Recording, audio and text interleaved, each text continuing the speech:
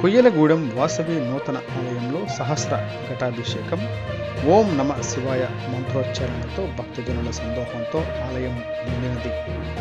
వివరాల్లోకి వెళితే కొయ్యలగూడెం వాసవి కన్యకా పరమేశ్వరి ఆలయంలో వేంచేసి ఉన్న మీనాక్షి సుందరేశ్వర స్వామి ఆలయంలో 108 కలశాలతో ఘటాభిషేకం ఘనంగా నిర్వహించారు.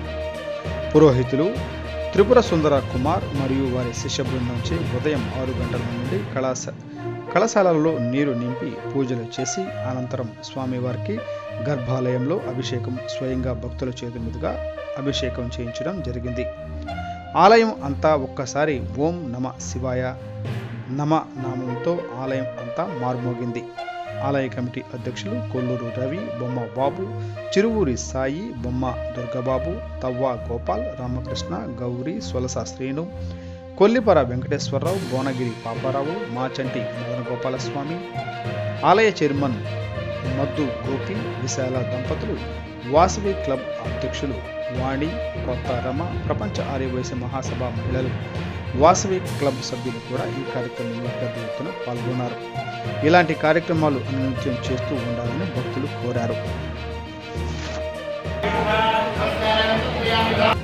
పరమేశ్వరి ఆలయంలో ఈరోజు శ్రీ మీనాక్షి సుందరేశ్వర స్వామి వారికి సహస్ర ఘటాభిషేకం ఎంతో వైభవంగా ఆహ్లాదకరంగా జరుగుతుంది. భక్తులందరూ ఎంతో భక్తి శ్రద్ధలతో ఈ కార్యక్రమంలో పాల్గొంటారు. జై వాసవి.